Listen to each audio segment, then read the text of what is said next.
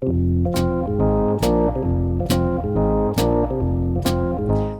хочу представить еще одного нашего коллегу. Это Роберт Браун. У Роберта огромный опыт директором розничных магазинов Walmart, Sam's Club Сан-Антонио, Техас.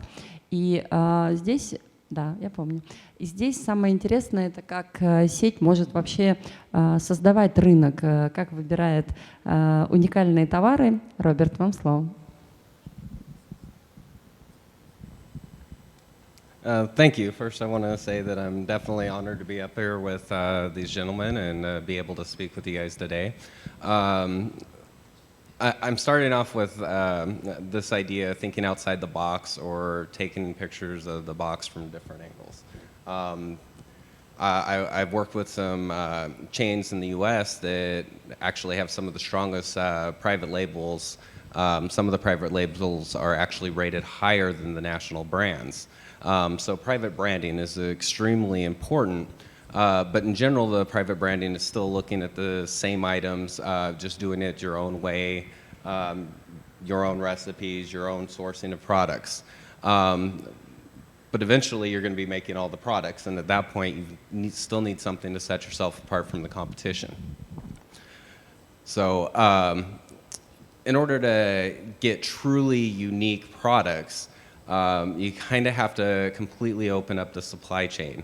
When you go to the sources, we already know we're going to get better pricing because you'll be able to buy in larger quantity, cut out distributors, extra brokers in the middle, and then you'll be able to generate loyalty with the producers to your company, and then you'll also be able to get the exclusive branding where you get the private labels. The way a lot of the major national chains in the US operate is they develop a private supply chain EXPO, where they're going to get every piece of the supply chain involved, and they're going to go all the way to the original sources. They're going to go to inventors or designers, and this actually gives opportunity to designers to get into the market, because what you find if you go backwards through the supply chain, the distributors buy products that they're sure are going to sell. The distributor or the manufacturers are going to manufacture products that they're sure are going to sell. So it really doesn't allow the unique items to be presented. And then, of course, you're going to get your buyers involved so they can touch every step of the process.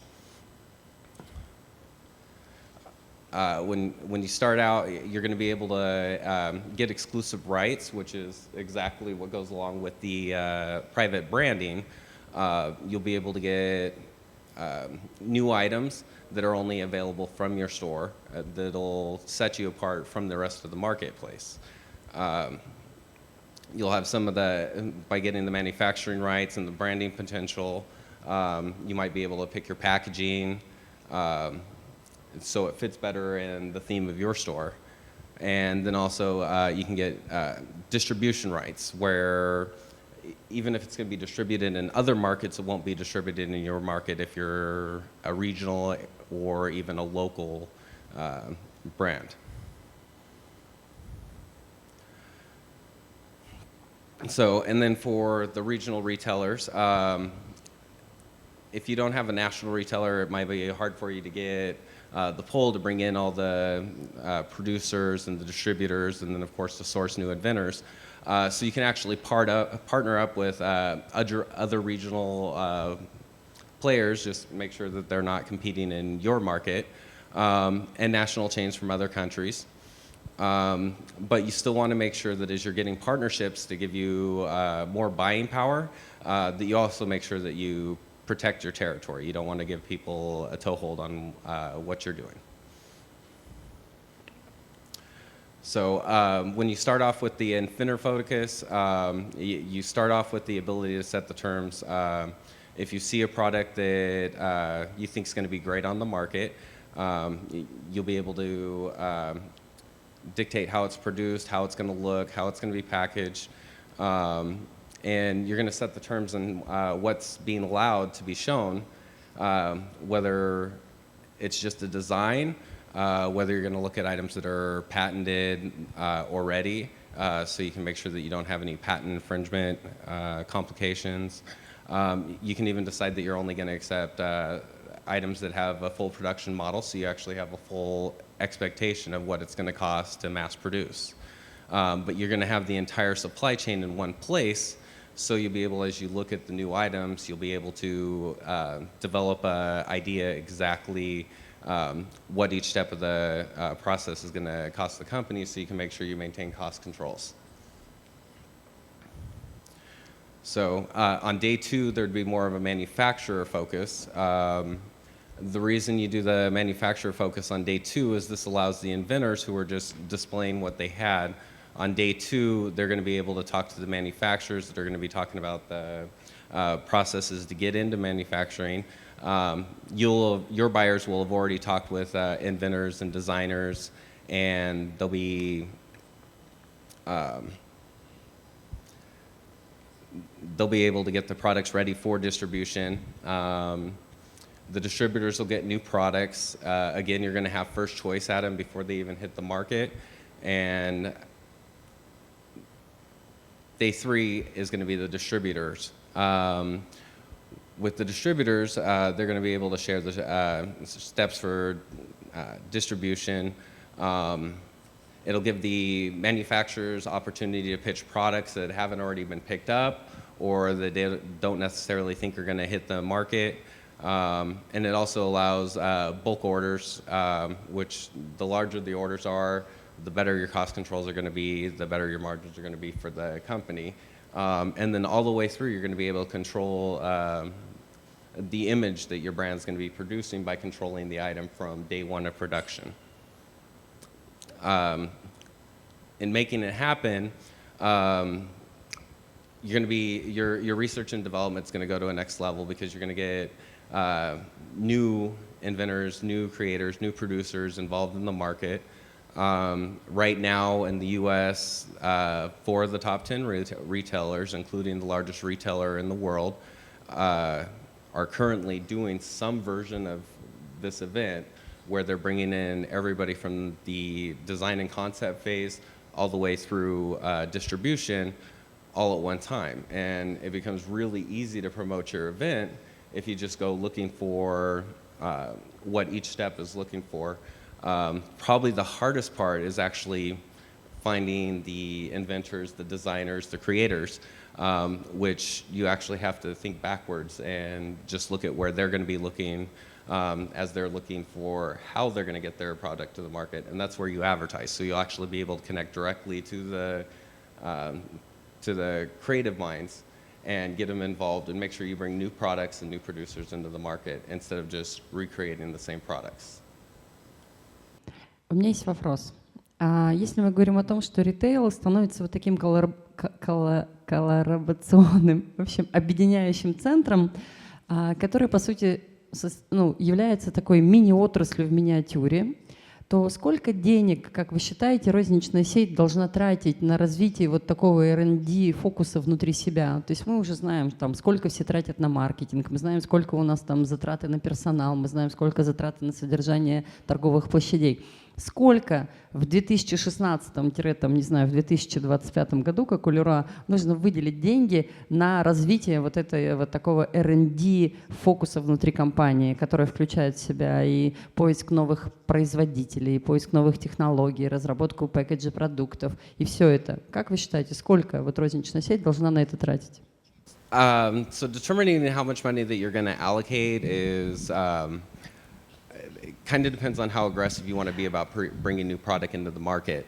Walmart's research and development, for example, is anywhere from 2 to 3% of their sourcing budget.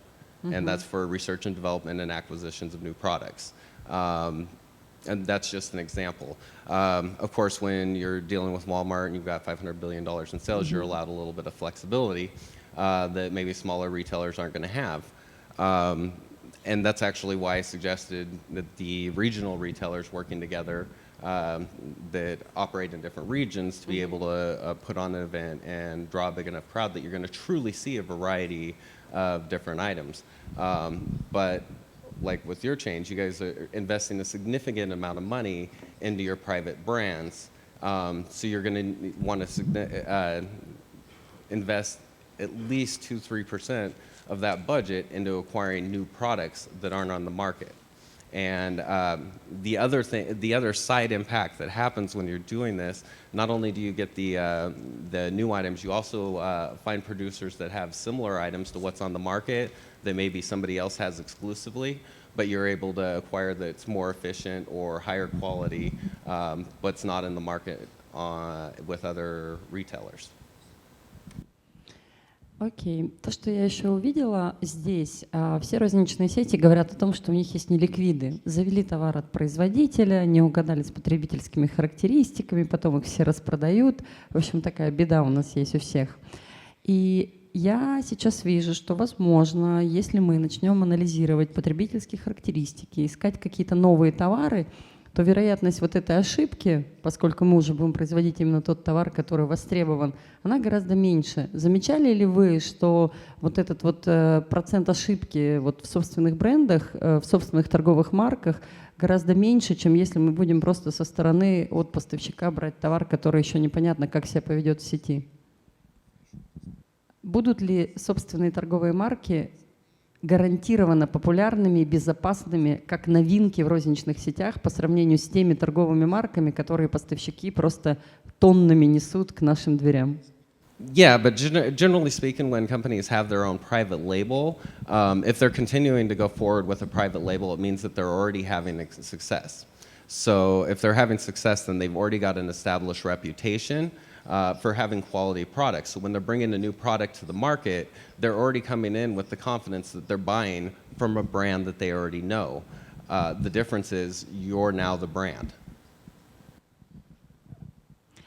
Окей, мы будем нашу сессию завершать. Я хочу поблагодарить каждого из вас, джентльмены, за очень интересную информацию и хочу подвести маленькие итоги для розничных сетей.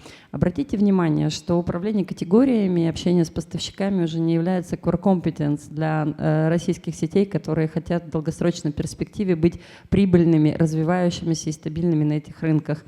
Я увидела сегодня, благодаря своим коллегам, что у нас появляется некая новая терра инкогнита, это R&D, это не буду это слово говорить, с производителями, с дизайнерами.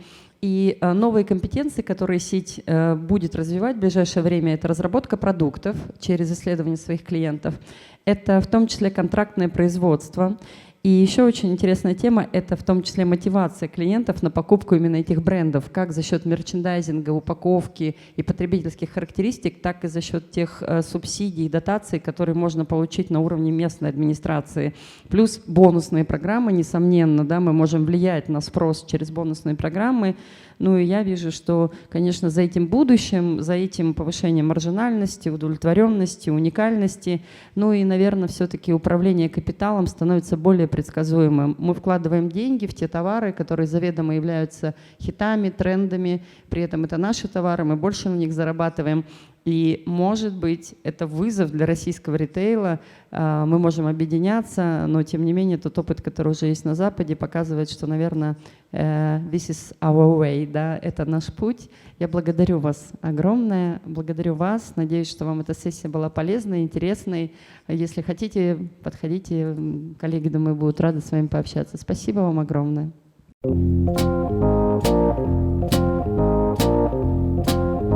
Записано в студии СаундСервис.